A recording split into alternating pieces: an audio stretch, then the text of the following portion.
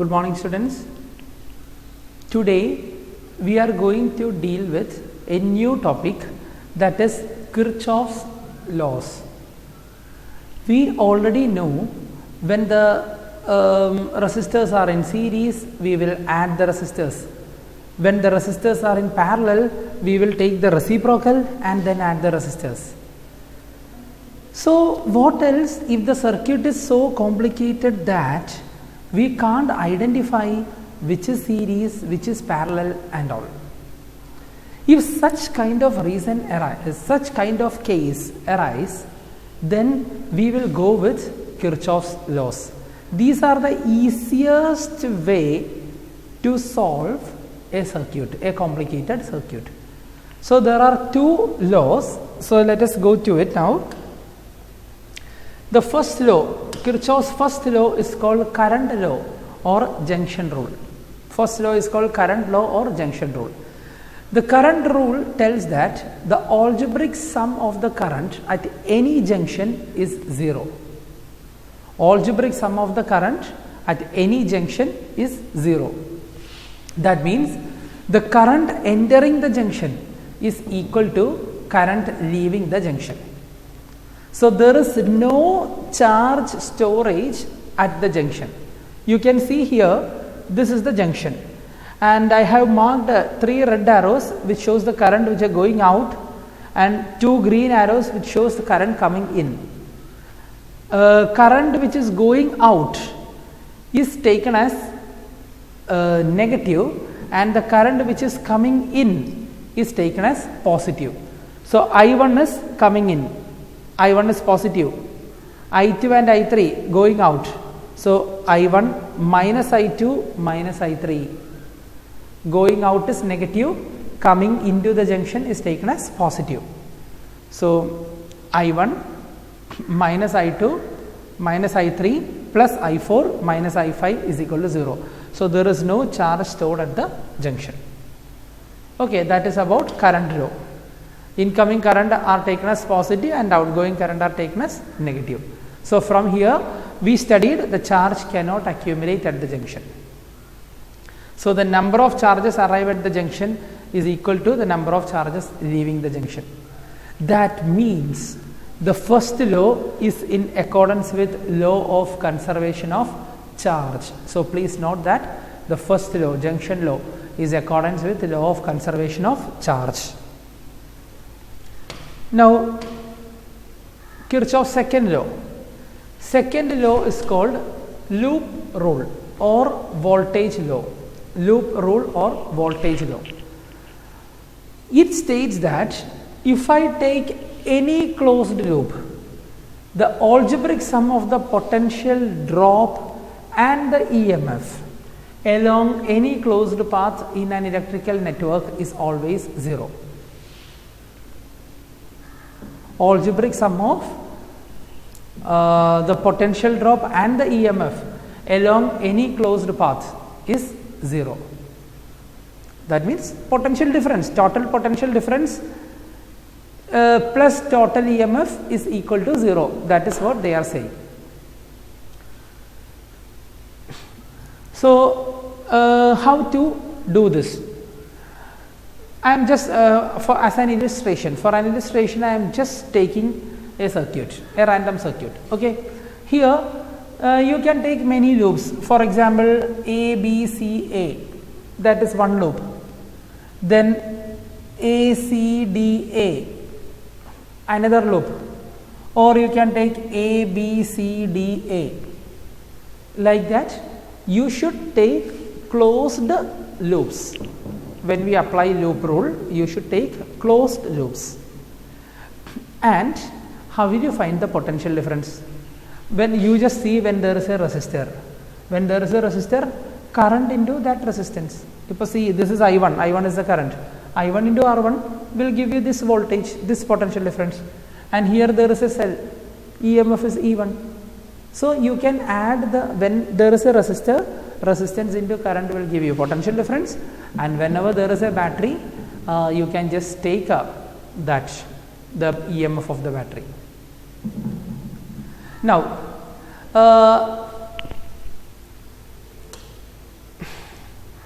You don't see the sign convention which is written here. I will give you an easier way to understand. Just think like this. If I am moving, I first took the loop ABCA. So I am moving from A to B to C to A. Okay, A, B, C, A. This is my movement. If the current is coming in my direction, then that potential difference should be positive. If the current is flowing in my direction, that potential difference is positive. If the current is coming in my opposite direction, that potential difference is negative. That is first point. Second point, when we are moving, for example, I move like this. When we are moving, if I am reaching the positive terminal of the battery first, then that battery's EMF should be taken as positive. But if I reach the negative terminal first, then that EMF is negative. For example, when I move like this, I am reaching the positive terminal first. So this EMF is taken as positive E1. But if I move like this, I reach the negative terminal first. So that EMF is taken as negative. So please write these 2 points what I told you. Based on that only, we will be doing the Kirchhoff's sums and all the other identifications. Okay. So let us see. I am first taking the loop A, B, C, A. Okay. So you just see, I am moving from A to B.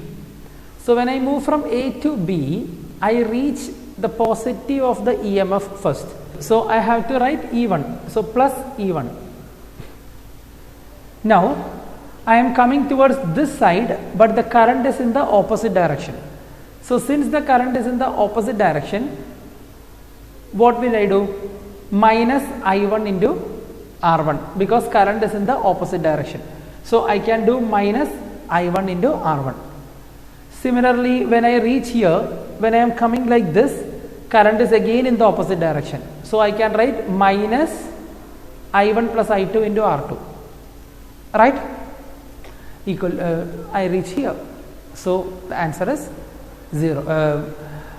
E1, I will be writing like this. E1 minus I1 R1. Then I am going like this.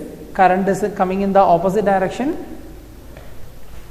I am moving from C to A. The current is coming from A to C.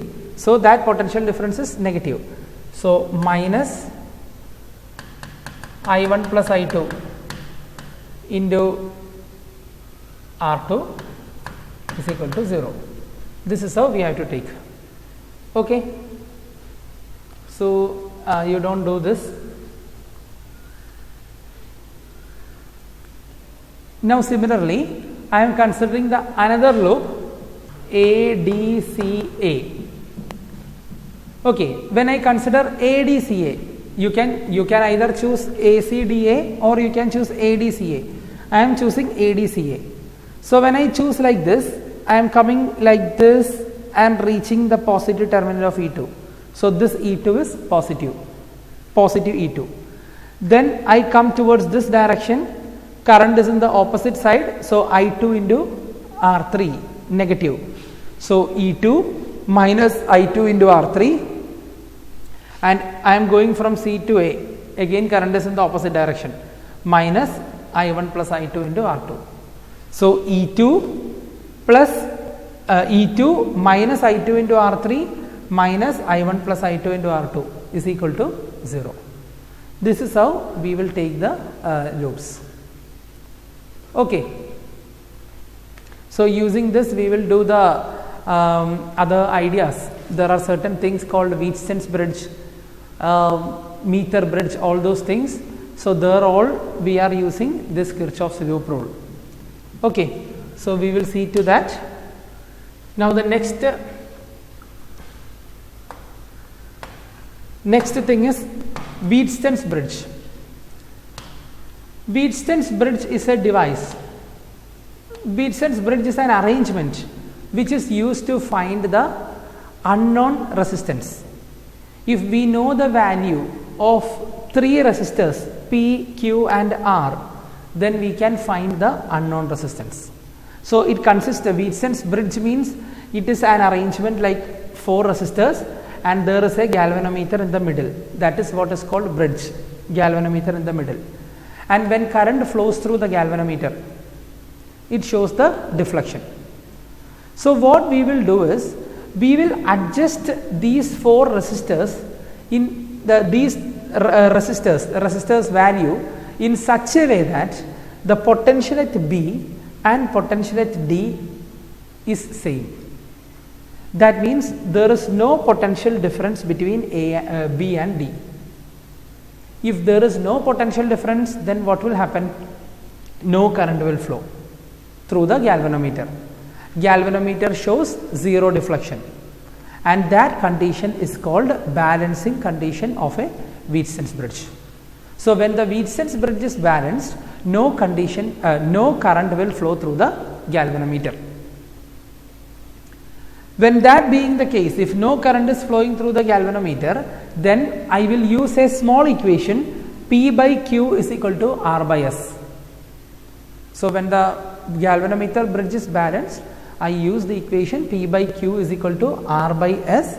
If we know the value of P, Q and R, we will get the value of S. That is how we find the unknown resistance using Wheatstone's bridge. This principle is called Wheatstone's principle. Wheatstone is the person who found this. Now listen, how will you achieve that formula P by Q is equal to R by S? That is what I am going to tell you. First, I take the loop ABDA.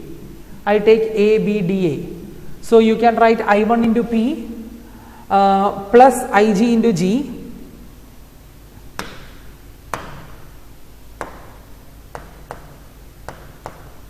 I1 into P plus IG into G is equal to I1 into P plus IG into G minus I minus I1 into R is equal to 0. That is the first equation. Now you take the loop BDCB. When you take the loop BDCB, it is like this: IG into G. I am moving from B to D, current is also from B to D. So I will take IG into G. So IG into G, then I go like this. Current is in my same direction, so it is positive. So plus I minus I1 plus IG, I minus I1 plus IG into S. Then I go like this, but current is in the opposite direction, so that is negative. So minus I1 minus IG into Q equal to 0. So I got two equations.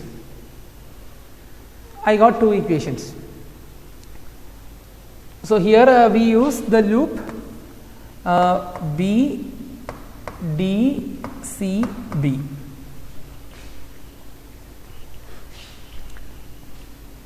Now I told you the balancing condition. When the bridge is balanced, IG is equal to 0. So this is the balancing condition of the Wheatstone's bridge. So in the first equation, when IG is equal to 0, what will happen to equation 1? I will write here. When IG is equal to 0, this equation 1 becomes I1P is equal to I minus I1 into R.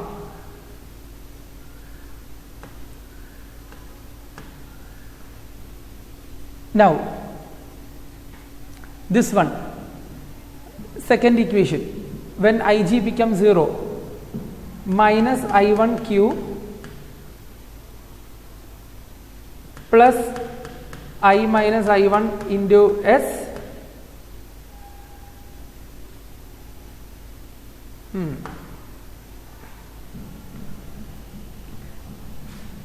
equal to 0. So I can write I1Q is equal to I minus I1 into S. So you got two equations here. Let this be equation 1. let this be equation 1 and let this be equation 2. Now dividing equation 1 and 2, you have to divide two equations, I1P divided by I1Q, I1 cancel, you get P by Q. Then I minus I1 into R divided by I minus I1 into S, I minus I1 get cancelled, R by S. Therefore, we will get P by Q. So I am just writing like this, dividing equation 1 and equation 2, we get P by Q is equal to R by S. This is the balancing condition of Wheatson's bridge. Okay, so when the bridge is balanced, P by Q is equal to R by S. So that is the condition. Okay, so that's all about Wheatson's bridge. In the next section, we will be dealing with the meter bridge. Okay, thank you.